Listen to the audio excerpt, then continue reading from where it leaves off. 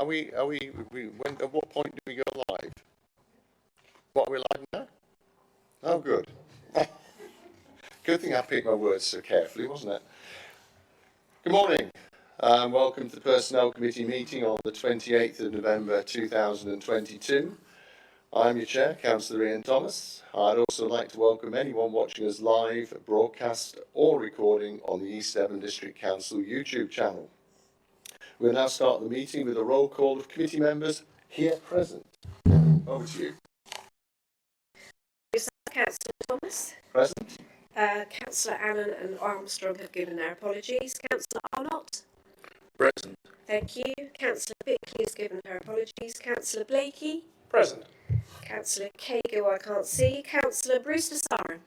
Present. Thank you. Councillor Councillor Hall has given his apologies. Councillor Hayward next. Present. Thank you. Thank you. Councillor Loudon. Present, thank you. Thank you. Councillor Hookway. Present. Thank you. Councillor Pepper is not in the room. Finally, but not least, Councillor Ragg. Oh, well, I'm here, but it's not working. Oh, okay. I'll stop you only one. Thank you. Well, Councillor Ragg, she's not certainly here. We are for it, Chair. Thank you. Thank you. Well, that's a bonus. Should be dealt with in this way. Agenda item 7. Over to you, Cho. Thank you, Chair. So this is an update on the reward review, which is our review of our pay and grading arrangements. And as you'll see in the report, I'm pleased to say that the proposals have been agreed through collective consultation, and that includes being able to implement the real living wage, which I know was an aspiration for the council. We're going to be implementing in the December pay run, backdated to 1st of April this year. And in terms of impact, as it says in the report, it will take a little bit of time to demonstrate the impact on and how it's affecting recruitment and retention, hopefully in a positive way.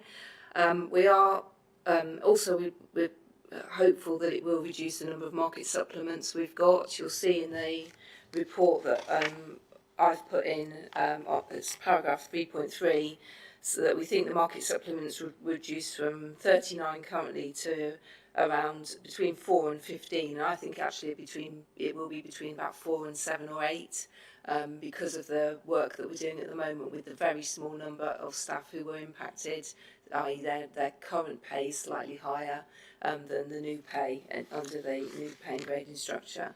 So I'm hopeful that that will definitely have an impact on market supplements. In terms of other recruitment and retention impacts, I'll report that, as it says in the report, through the people data reports that you get regularly anyway as a committee, and those also go to a senior management team. And also we've got our Investors in People reaccreditation early in the new year, so as part of that there'll be a staff survey which I think will be helpful in sort of seeing how staff feel about the changes. But you know, generally through the collective consultation, people were positive. We had a small number of staff who raised comments or concerns which we carefully considered, but bearing in mind sort of the parameters of the budget, equal pay requirements, and to remain within the national pay spine, we didn't make any sort of significant changes to the proposals, and as I say, they've now been agreed. The other thing just I wanted to note was a couple of things. Obviously, pay arrangements are only one factor with regard to recruitment and retention. We're continuing to do work on other things like improving our staff benefits. We're hoping to launch a new staff benefits portal which is cost neutral after Christmas, providing a broader range of staff benefits on top of what we've already got, which is a really good package. We've got a recruitment video again going live, being launched after Christmas, and then next year as well will be the Grow Our Own work, so looking at apprenticeships, career pathways and so on as well. So all of those things, a whole number of things really contribute to recruitment and retention. And then finally, the pay and grading structure is at the new pay and grading structure Appendix 1, page 10 of the report. And also, you'll recall we have to bring the pay policy statement to committee once a year, which will obviously need to reflect the changes. So I'm proposing that comes to the next committee meeting early in the new year, which we'll set those out for you to consider. So that's a quick summary. Any questions or feedback? Thank you very much, Joe. Anybody like to question? Councillor Desarum. Bruce. Thank you, Chair. Good morning, Joe. A very helpful summary. Looking at para 2.5, you said around 6% of the staff provided feedback, which was carefully considered. Are you happy with that amount of 6%, or would you have liked to have had more percentage of staff respond? Because I note it then goes on to say that on the 8th of November, UNIS advised that 81% of members were in support of these proposals. So I just would welcome your comments on that, Joe. Thank you. Thanks. So in the main, the 6% of staff who provided feedback was adverse feedback, the concerns or queries that they'd got about the proposals. So bearing in mind that, the whole purpose of the reward review was to improve our pay rates. And when we did the impact assessment, we found that over 80% of staff would see a pay rise through the proposals. So I think in some ways that 6% is quite, is indicative of that really, and as is the ballot results as well. And that was obviously just of Unison members, which we think there's about 130 members across our workforce of about 500. But yeah, I think it's, there was some really, important feedback we considered, but it didn't have an impact on the final changes. Thank you, Joe. Councillor Gray, Nick. Thank you, Chair. Just a very quick one. You mentioned about the recruitment video. I've watched that on YouTube already. I thought it was really good.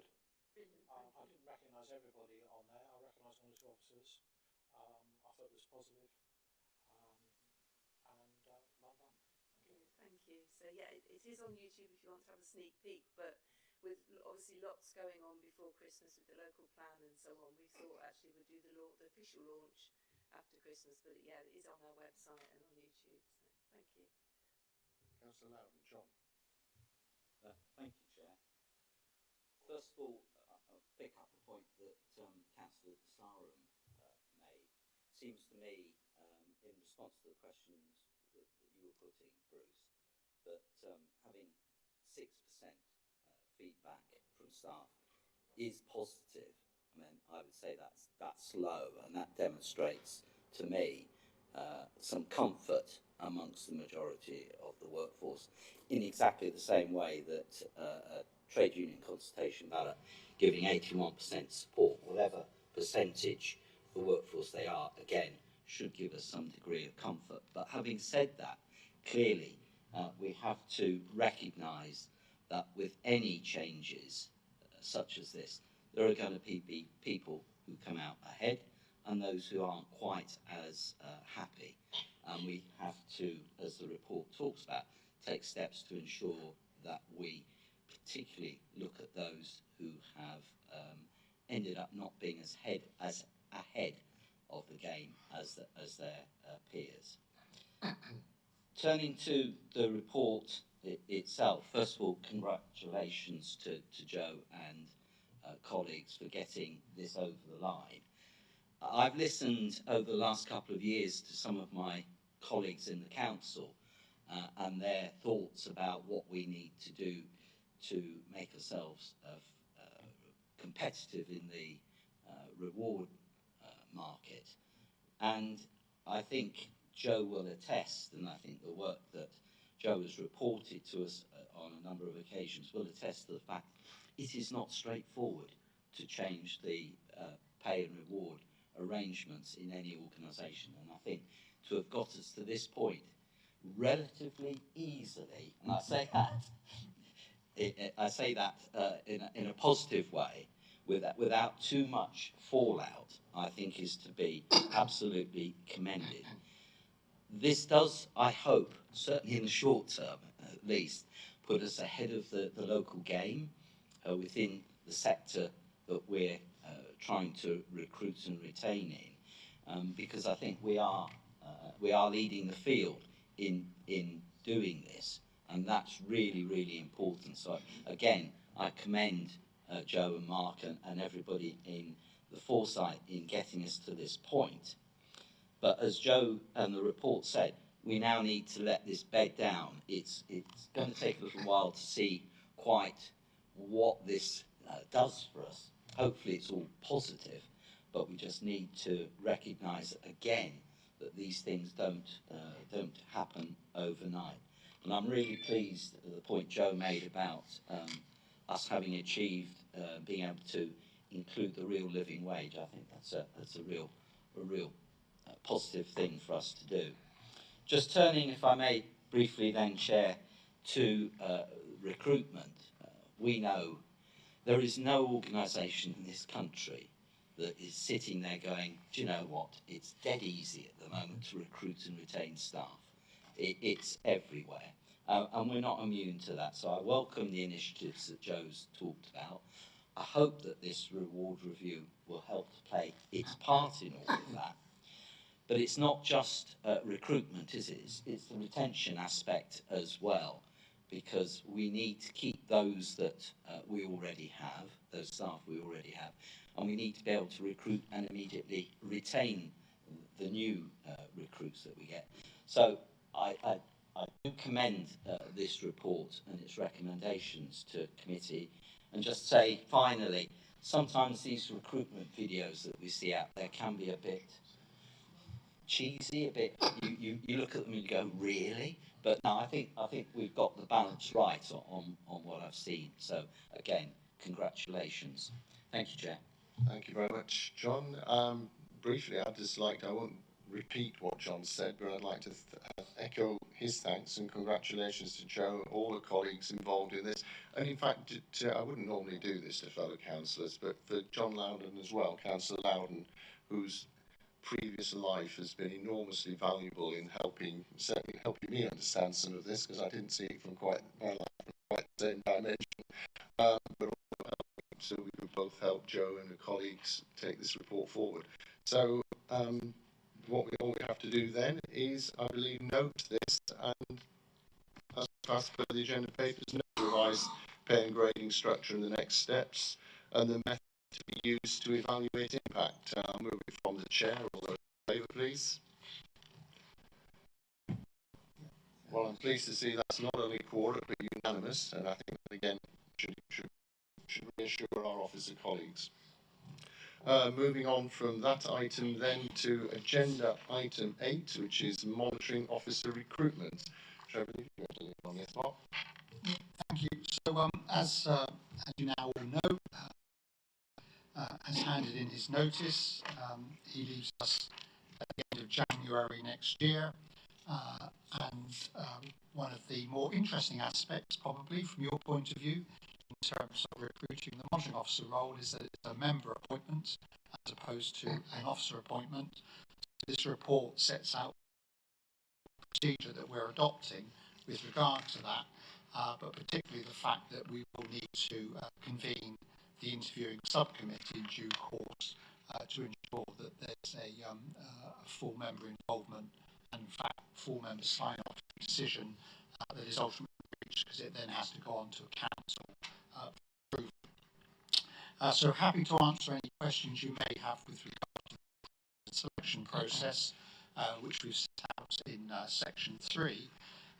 The other key aspect of this report is also what's set out in section 4, with the interim proposals. So the council has to have a monitoring officer. It can't, there can't be an interregnum or anything like that, if you like. So my proposal, as you can see from section 4, is that Anita, who's the current principal solicitor and deputy monitoring officer, would be appointed to fill the monitoring officer role and other aspects of that job too, but the monitoring officer role on an interim basis with effect from the 24th of January, time as council decides on who it wants to fulfil the full-time role.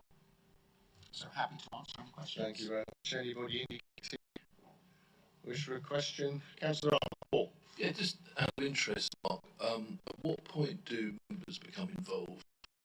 Sitting downstairs opening the envelopes as they come in, or is there an initial screening process, or So the intention would be that myself, Joe, and the consultant would probably do an initial screening process, but certainly I think we'd want to get to a stage where we can present to you a list of, not an extensive list in all probability, but a list of maybe 5 to 7 who you can then sort of decide to shortlist from that list of 5 to 7. So we would do the long listing, if you like, and then the short listing, I think, would be something that I want members to get involved with.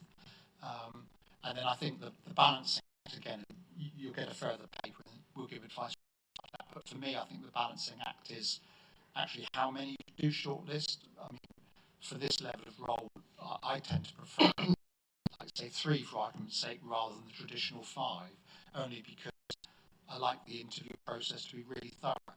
So the more time that you can spend putting applicants through a variety of tests, of which the interview is obviously one of them, but sort of meeting us in a more informal environment, maybe getting some partners involved, all that type of thing. We'll have to see what we can actually arrange. But the more rigorous, I suppose is the right word. The more rigorous the interview process, the better. I think. So if you can get 3 really good ones to slug it out between them, if you like, sometimes it's better than getting too long a short list. But that's a personal opinion, I guess. Yeah, metaphorically slug it out to the voids of death. That's the loud John. Sorry, Chair, I think thank- was looking for Thank you, Councillor. Thank you, Chair. Yes, because it's I suppose it's obviously very important, the point we're moving ahead, so I'm very reassured what you said. And then under the new system, it's also the first time we're doing this type of thing, because there will be, hopefully in sometime in the 2040s, you will be replaced yourself, and so we're establishing a process here, aren't we, that will set a precedent. Yeah, well, 2050s, when I think any of us will be around to take part in it. Thank you. Thank you very much, Councillor Lam. John. Thank you, Chair. I suppose reflecting on the leader's comment, it just shows how lucky we are to have such a young leader. The serious thing, the serious points are, I'm pleased that the executive has been able to feel confident to appoint an interim, as Mark was saying. It is clearly important and necessary that we have somebody to hold the reins. And obviously, I presume that the committee would send its best wishes to Henry and thanks for his service. Frying pan and fire sometimes come to mind, and be worried about what you wish for. But no, I do wish him well. So, going back to the point that the leader raised, I think it's important, and I would hope that from this meeting that Councillor De Sarum can take back to his group leader, and I can look directly to the leader of the council and say, between you, your groups each have 3 representatives on the interviewing panel of 7. So the sooner I would have thought that you were able to, and I looked to the Chief Executive to tell me I'm going too far ahead, I would have thought the sooner you could let the Chief Executive know who your nominees are to sit on that panel, the better.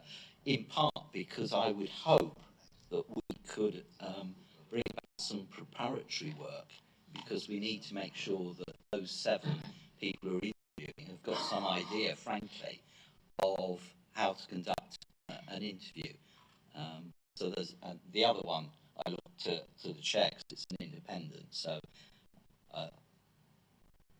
the other point I would make is that given that the members who sit on this committee and therefore potentially is our gene pool for this panel is predominantly male, and so it is just something I put out there as to whether the groups might want to think about their gender balance when they put their names forward, if they're able to.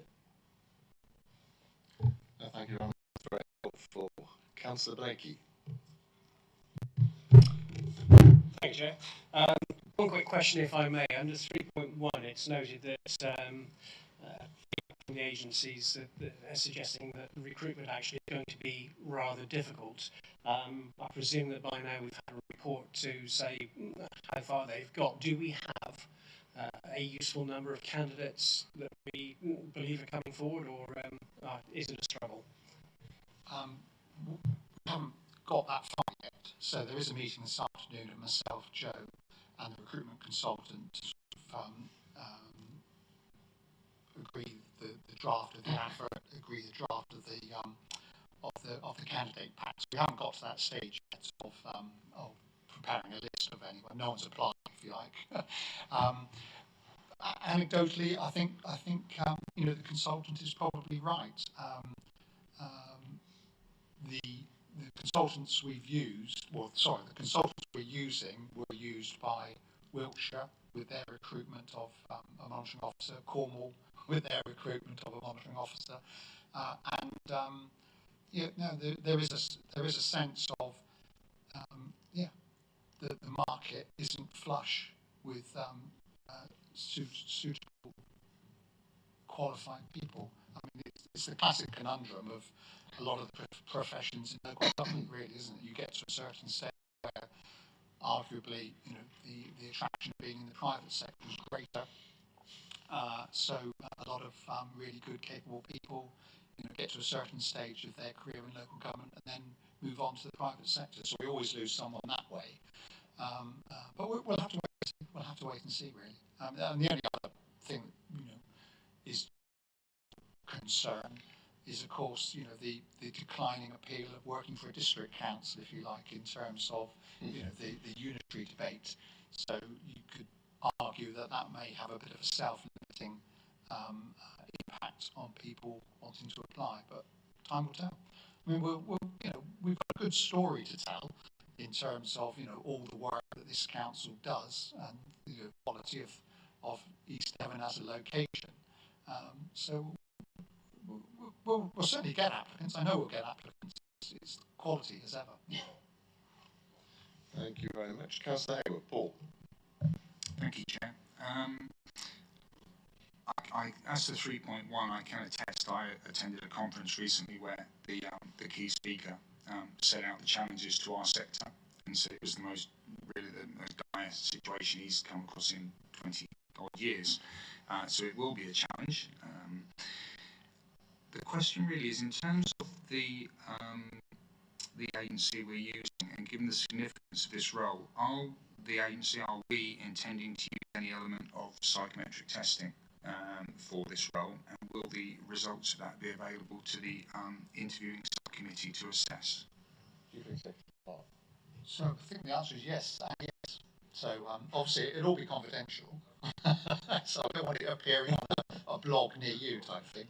But yes, that would be the intention, and that would be part of the feedback that the consultants would give in terms of understanding what it is or isn't saying, really.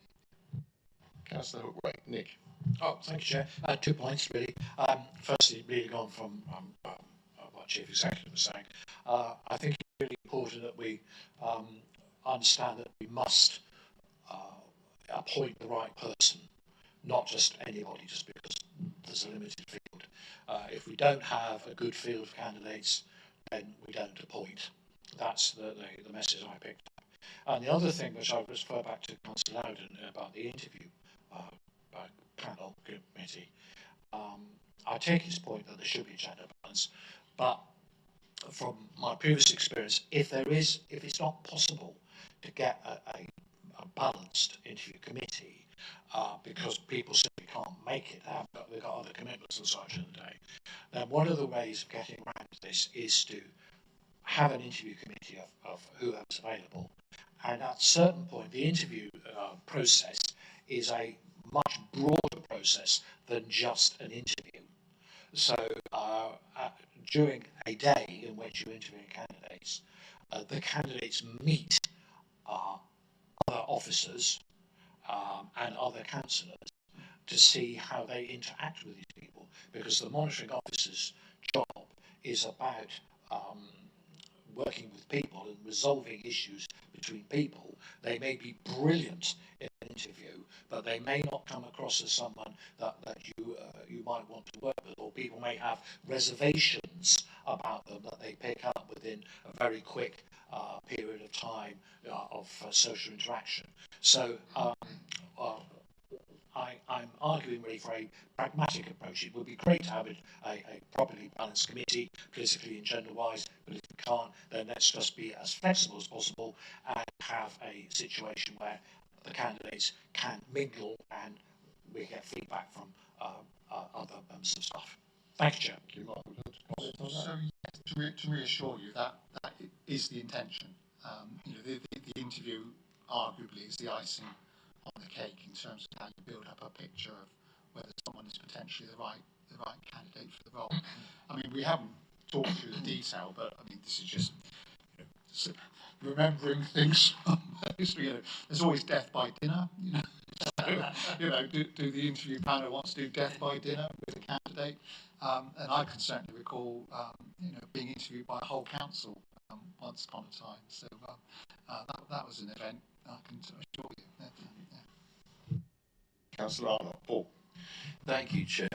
Just looking forward to the next agenda item as well, in as much as the monitoring officer role will be subsumed under director of something else. So I'm just wondering how that's explained during the recruitment advertising process, and is that with the same person, presumably?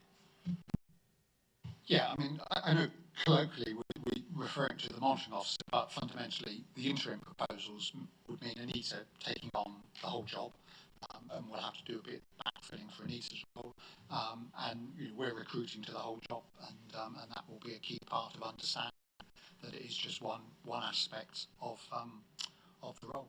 Yeah.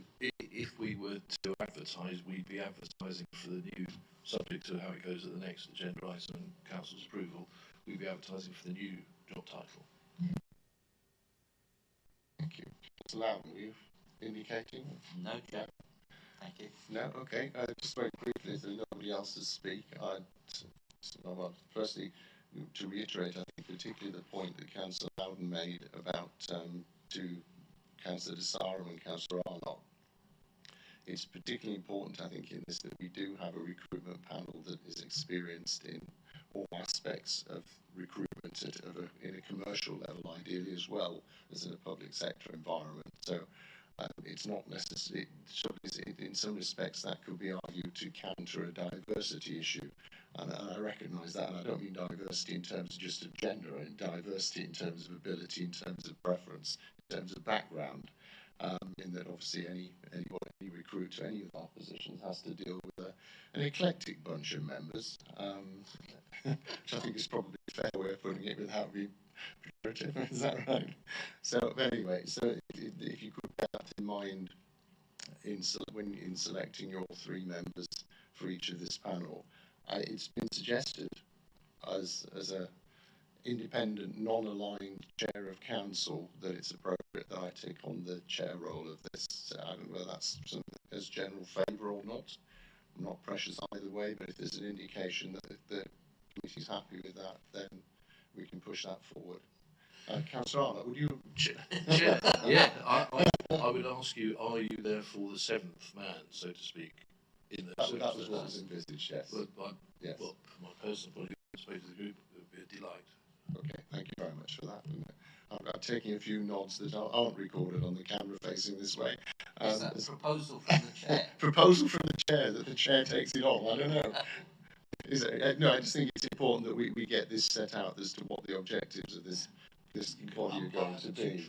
I mean, the idea of having three Conservatives on one side and three Democratic Alliance on the other, and make for a bit of entertainment, No, but I'm sure it's not a political thing. We've got to get the best person of whatever gender, whatever makeup, whatever background to fulfil this really crucial, pivotal role within our council as we go forward.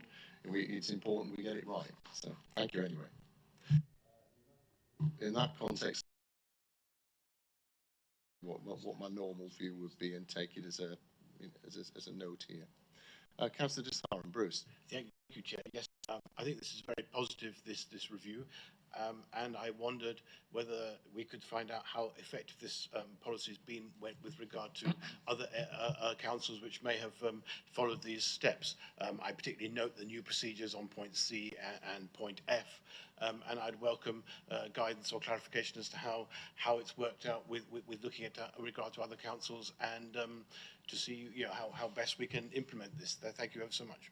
Thank you very much. Joe, is that something you'd want to comment on? So this is part of terms and conditions for chief officers and chief executives executives anyway. It has been for quite a number of years. So in effect, if there'd been, these should be followed anyway. It's just that we're formalising within our own policies, which was, what the review recommended. And to my knowledge, it's standard procedure within local government when you're dealing with chief officers and chief executives, obviously with reference to those terms and conditions, and I'm not aware of any particular issues that have arisen with other councils as a result of that. Thank you, Joe. Councillor Loudon. John. Chair, just to reiterate what I just said, I think what we're doing is following good practice within local government, and as Joe says, we're following national guidance here, so that's positive and appropriate. The question, though, that Councillor De Sarum raised about how other organisations, how other local authorities have experienced the use of these, I think I would turn it around and say, particularly at the level that we're talking of, i.e. chief officers, one would hope that the policies, or all of them, are used sparingly and rarely, frankly, because if not, you have a problem. And any policy just then contains the process by which you deal with the issue, as opposed to being necessarily able to deal with the issue.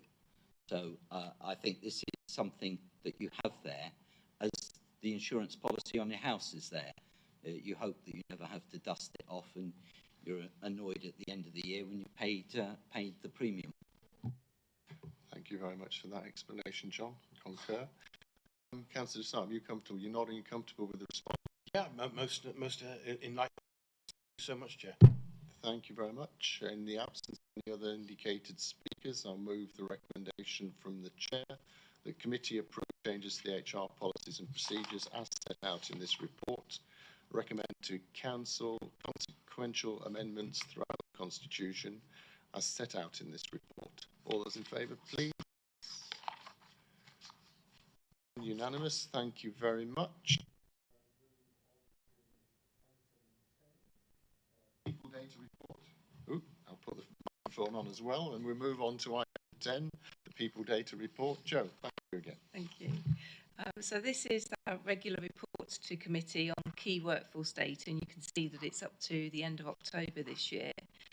Paragraph 3 sets out the sort of key areas to note, particularly a slight increase in headcount, which you would expect linked to the budgetary changes in the new posts that were agreed, a slight increase in market supplements, but as I've said, the reward review will mitigate and even reduce that number.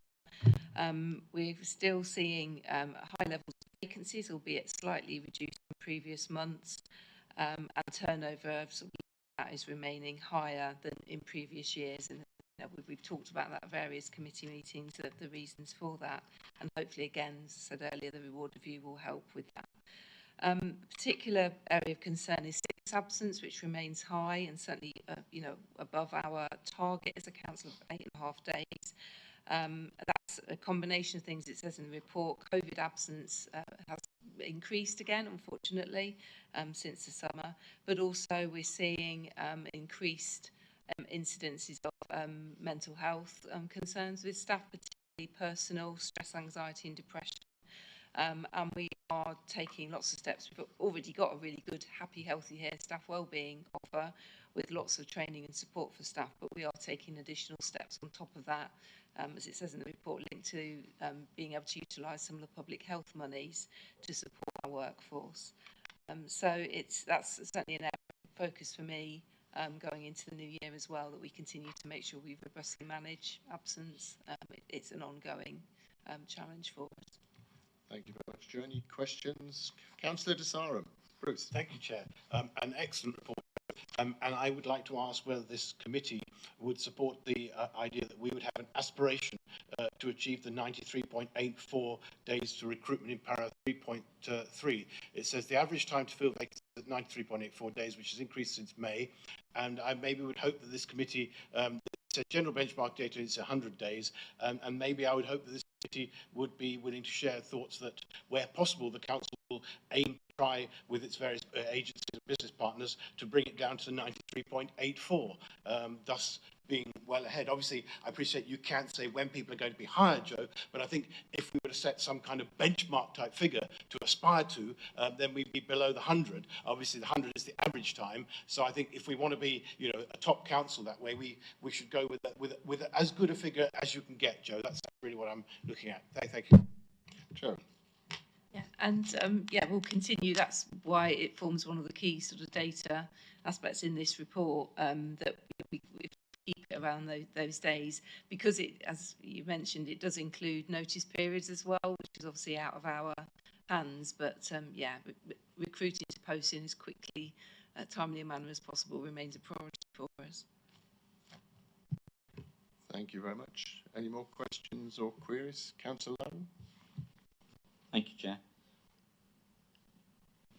Picking up again on Councillor de Sarum's comment, I would have thought any organisation worth its salt will want to have the minimum recruitment time, but we are, I think, not necessarily, it's not in our gift, although I think trying to hit a benchmark is useful, but we should not be slaves to it, and we should be sympathetic and understanding as to some of the challenges that there are, and that's not trying to be complacent. The sickness absence Joe's talked about, and if you look at the short term, medium term and long term reasons, they are all fairly repetitive, fairly same, and just listening and talking to colleagues in other organisations, I think we're alone. Again, it's a bit like the recruitment and retention issue. I don't think we're alone, Chair, in our workforce demonstrating these reasons for absence. And I think it's partly due to personal circumstances and the anxiety and post-COVID, so anxiety of the cost of living and everything else that's going on at the moment. Brings about added stress for people in their personal lives, and also the fact that the roles that some of our staff, particularly in the front line, undertake are challenging. And I think more and more, and again anecdotally, if you listen to people in other organisations, people on the front line, you know, we as members of the public are becoming less respectful, shall we say, of people when things don't go according to plan. And so I do genuinely understand why there is a degree of workplace stress and strain. Plus also, when we've got vacancies, the work has to continue to be done, and that in turn puts added pressure on the people who are left behind. And we also have to recognise that and thank colleagues for being able to step in often and to work above and beyond in order to keep our services going. So I welcome the report, and you know, it's not necessarily all of easy reading, but it's understandable, I think, and it's comparable to other organisations. Thank you very much, Councillor. Can I ask a quick question in relation to the KPI or the performance indicator that Councillor de Sarum, sorry, I keep bobbing round Councillor Lowndes' head. Sorry. It's suggested. Is there anything in the service plan specifically relating to that? Not at the moment. We've got the KPIs that we report to scrutiny, that, you know, the standard ones that were sort of the old best value performance indicators, but it was certainly something we can look at. But well, whatever, I will be continuing to report it through committee anyway in terms of how we're doing on that one. Well, thank you very much. If we could note Councillor de Sarum's comment as officers, then that would be helpful, without necessarily having to formalise anything within the papers here. Councillor Arnott. Thank you, Chair. Joe, may I ask, as far as I'm aware, as a group leader, and also just like an average member watching out what happens to standards, there don't seem to have been any issues in the last year, hopefully longer, that in relation to workplace stress. where the members have caused that workplace stress. So I just want to ask you about that, please. Yeah, there's nothing specifically at the moment that I've been alerted to. You know, that's the reason I think it's more the things that, as Councillor Loudon said, around work demands, the members of the public. Certainly at the moment we've got quite a lot of angst around staff where the receptions are being reopened in terms of, you know, being face to face with members of the public, where we are seeing increased aggression and so on. And we're putting additional training and support measures in place to, you know, to support that. So yeah, but nothing for members at the moment. Thank you very much, Joe. I don't have anybody else indicating to speak, so then the recommendation is that the committee endorses the content of the report, supports the content of the report. It actually notes, what part of my notes say that we should note it, but one way or another, I think we can endorse it. All those in favour, please. Again, unanimous. Thank you very much. Moving on to item 11, District Parish Council Elections, Scale of Fees. Chief Executive. Yeah, thank you. So this report is twofold. The first aspect is following on from a report that the Audit and Governance Committee received from SWAP, our internal auditors, into elections. And the recommendation was that rather than had hitherto been the case where the scale of fees updated in accordance with the relevant parliamentary returning officers' charges orders, that actually it was a piece of work undertaken independently, if you like, by the finance team. So the finance team have done that as set out in the report, and the recommendation to accept the updated scale of fees is before you for any comment, queries or questions. And also the following aspect of it, which is something occasionally councillors have remarked that it should be on the website, so indeed we will make sure it is put on the website. The second aspect, which arguably for me is the more pressing and concerning aspect, is what I've basically put out in paragraph 8 of the report, which is that I'm struggling to recruit staff to run elections these days.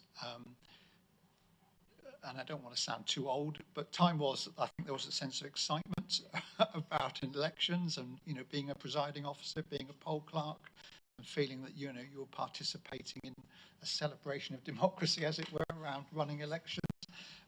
That's increasingly less so, I think, and more and more, it is a real struggle to get people to volunteer, well, not volunteer, they are paid, but fundamentally volunteer to be presiding officers, poll clerks, and particularly also do the counts, bearing in mind the counts, you know, are through the night, you know, and antisocial, if you like, in that respect. So what I am recommending and requesting you to consider in paragraph 8 is actually quite a significant increase in the payments to presiding officers, poll clerks and counters, just to, you know, give me, if you like, some confidence that we can recruit. And we are, you know, we have sent out our recruitment letters already, and quite a few are coming back. And anecdotally, you know, people I've met in the supermarket and stuff, and I've sort of said, oh, you know, are you still up for elections next year? And they've said, well, it's the coronation, we're thinking of going on holiday, or the pay's not enough these days, Mark, and I'm really worried about, you know, the potential for having to challenge people, the changes that the government has introduced around voter ID in polling stations.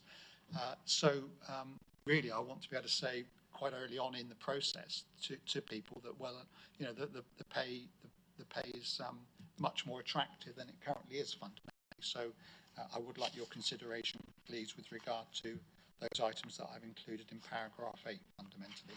But I'm happy to answer any questions. Thank you very much. Councillor Desarum. Bruce. Thank you. I think we all welcome your points raised in para 8, and I also your comments in para 5, where you talk about staff experience greater levels of confrontation in some polling stations and wider social changes. What steps have you taken to sort of, well, protect the staff at that point where it happens? Because I think it touched on what Joe just said just now about receptions being opened, wider issues. So I don't know whether that's something.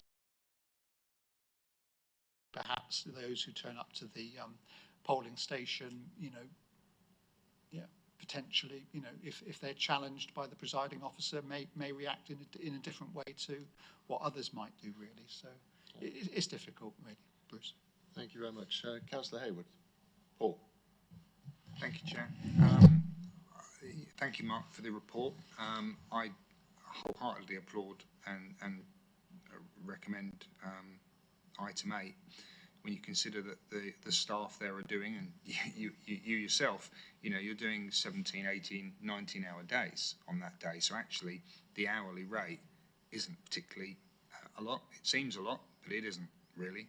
As you say, they have a legal responsibility and a very important responsibility to safeguard democracy. I hope that it'll never reach the point that we need SIA personnel on site to keep order, but as Councillor Eldon said earlier, the world's a different place. People are less tolerant, and the changes that are coming in, which do, unfortunately, they're biased against the younger generation, who might perhaps have more propensity to respond in a less polite way if challenged, but we hope that won't be the case. So thank you for the report. I note it, and when the time comes, happy to support. Thank you. Thank you very much. Councillor Arnott. Paul. Thank you, Chair, and thank you, Mark, for the report. And I was looking particularly at Section A as well. I welcome these increases in levels. An observation from being involved in a few polls is I think the behavioural difficulty that happens, and it does happen at some polling places. I think party political telling is a real problem on the way in. When some people, I'm a big overweight brute. I don't really want to have somebody stand in front of me and say, "Do you mind if I take, have you?" It's used aggressively, actually, and that's a problem. And I think that would be helpful, in the sort of candidate briefing, if you might cover that off, Mark. And I think also there have been in a couple of elections I've noticed a little bit of breaking of the rules in relation to sticking up posters within the boundary, within the curtilage of the polling place. And what that does is that then all kicks off, because the candidate who hasn't done it then puts in a call to mark, then calls the police, and then the United Nations. So it's just about, I think it's about the behaviour of all members and all candidates. So going to the election itself, I do wonder whether first of all, question, which is presumably, hopefully, they get paid to come in and have their training as well. So there's an hourly rate there. The most highly skilled part of the counters work is, I would consider the postal vote. When it comes in, and they have to be verified and so forth, you need people with sharp eyes for that. So I just wonder if it's fair that there's a disparity, and I understand there's evening rates and weekend rates, whether £14 might be a bit low for that, but just a thought. Thank you very much. Any comment, Mark?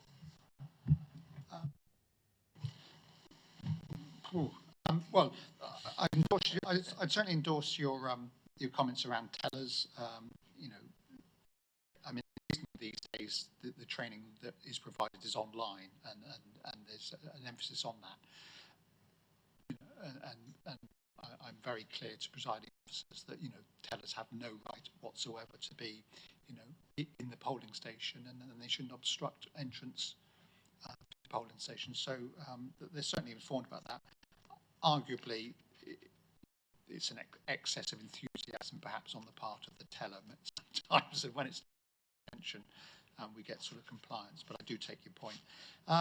On the count, I think it's probably pitched about. I can supplement it in any event, but I think it's probably pitched about right, would be my, I mean, and essentially I've discussed it with Jim and stuff in terms of what people are saying and what people are, you know, commenting. So I feel it's about right. I think they get free cake as well, don't they? Actually, memory. So well, some do, some don't. You know, and then you take your Councillor Bonetta, I remember, came in with loads of free donuts. People were very suspicious about that. Where had they come from? I'm going to say, would that be regarded as an inappropriate incentive, or as for donuts, thinking forward to the next personnel committee, maybe we should consider those for that. Moving on, Councillor Loudon, John. Chair, I think you're the only one amongst us, apart from the Chief Executive, who's got a slush fund, so I look forward to you dipping into it. Spend it all on oak trees, John. Dear me.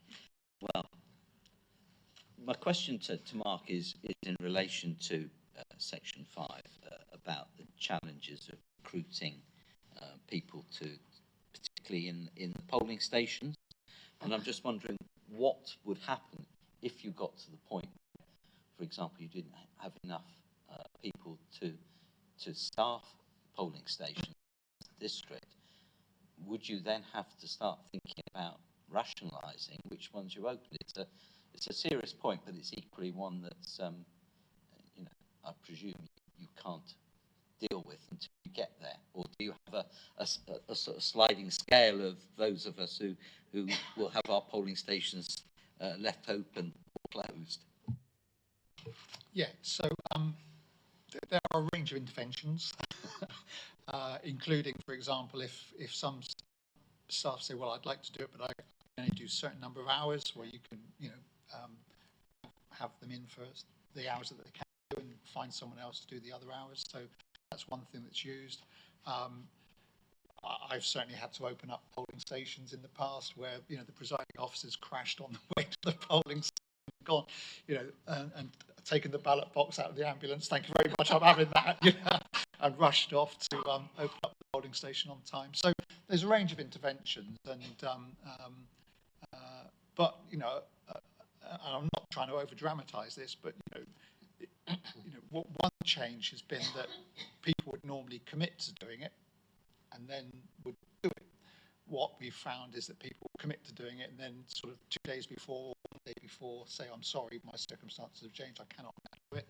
And, well, Debbie will attest to this, but I've been outside Blacktown House on a Wednesday lunchtime and a Wednesday afternoon trying to catch various members of staff and basically just say, please, you know, do me a favour type thing. So there's ways and means. If it came to it, then we might have to rationalise the number of polling stations, but I don't think we're at that stage yet. And the reason for this is to try and make sure we don't get to that stage, frankly. Councillor Hayward, Paul. Thank you, Chair. A question to Mark, if I may, slightly parochial, but in terms of item paragraph 7 and the fact that conveniently His Majesty has chosen the 6th of May as his coronation date and then kindly given us the 8th of May off. The consequence for the counting, you say the night of the 4th and the whole of the 5th in order to ensure the various counts are completed. Is that district and town and parishes? Yes, that would be the intention. Yeah. Try and get them all done by 6 o'clock for the evening, for argument's sake. Thank you very much for that clarity. Because it's, well, I mean, we could count on the day of the coronation, but I don't want to, if I'm honest, and I don't think many people would want to, for various reasons. And I can't really hold, I could count on the Sunday, of course, but I don't want to hold it over to the Tuesday, because legally, then some council would be without councillors by then. So, so yeah, we'll give it a dash. But you know, I think what I will want to do is the way it's operated, you know, sort of under the COVID regime, if you like, is trying to set times for when particular counts are done. So, but it may well be that you find that, you know, if you are standing, you know, your count, you know, is between 3:30 in the morning of the Friday and 5:30 in the morning of the Friday. And I think hopefully, as long as you accept that, you know, I'm only doing it because I have to. I'm not doing it to be as antisocial, as difficult as possible, really. But we'll plough through the district, and then obviously depends. Not all towns and parishes are contested, as you know. So we'll see how many towns and parishes we've got to deal with, really. Thank you. Oh, sorry. While I'm on the subject, so the idea is also to probably count at West Point So whereas last district elections we sort of separated between Exmouth Town Hall and here, actually I think it's probably easier, bearing in mind Henry's leaving, and I haven't got anyone who I've sort of trained up, if you like, in that sense. So we'll just have it in one venue. So you're just trying to make it difficult for Trinity candidates, is that it? Yeah. Well, of course, you were uncontested last time, so it may well be. I was It may well be. No, absolutely not. The time before then, was it? I can't remember that long back. Anyway. Well, I would always recommend to everyone, just make sure you're uncontested. It's so much easier. It's not Anyway. our gift, though, unfortunately. I think the request there from the chair is you count Trinity first, and then just get that one out of the way. I was thinking Upline Village Hall sounds like an ideal place. Anyway, we could just... Well, it's a serious point, actually, because, again, it's while I've got you here, really, one year I did do a lot of local counts where I actually had the presiding officers fundamentally doing the counts immediately afterwards, but I got a lot of complaints back from candidates stroke councillors. They didn't feel it was being done properly if it wasn't being done by me, if you like. So there's always that option, but we'll see how it goes. Can I just sorry, Paul. Oh, after you, Chair, please. Oh, it's all right. I wanted to close it off, so I'll let you go before the end. It's a slightly related question, and I'll seek some guidance from Mark as to the best forum to ask this, but it has come up quite recently in two parishes I work for. Given the point you've raised earlier that local government is not seen as exciting, and there is lots of challenges of finding candidates, and certainly in East Devon currently there are a significant number of officer vacancies within the parish councils. The question from a council, and I don't think it's a personnel committee issue, but I'd certainly like to talk to you about going forward. If after the next set of local elections we find ourselves with a vast array of councils who do not have sufficient members and do not have sufficient officers, ultimately, of course, that falls back on the district council to fill in the gaps, usually by secondment, but there's only 60 of us.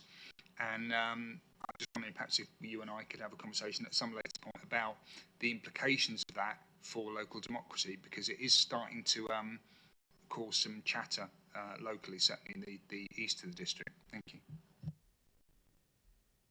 Thank you. On the basis where hopefully everybody's had their 5 penneth now, it's not inconceivable that our massive audience might include people today who are actually interested in potentially acting to support the election, particularly in the event of it being remunerated, albeit perhaps not the highest paid job in East Devon. Could you just set out quickly what the requirements, any candidates wishing to apply to or wishing to indicate their availability to the chief executive could be? Well, I mean, essentially, you're an adult, you're literate, and you are sufficiently appraised of English, I guess, to understand the guidance notes that are issued to you, and you can sort of satisfactorily complete the training that we provide. That is it in essence. So we're not actually saying it's an onerous requirement at all. So anybody who's perhaps interested in getting involved in local democracy in some level might actually find it an interesting exercise to actually have an involvement in a district council or a town parish council election process.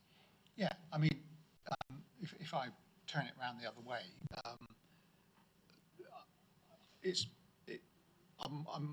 I've had to refuse people employment as presiding officers in the past because of views they've expressed about why they want to do it.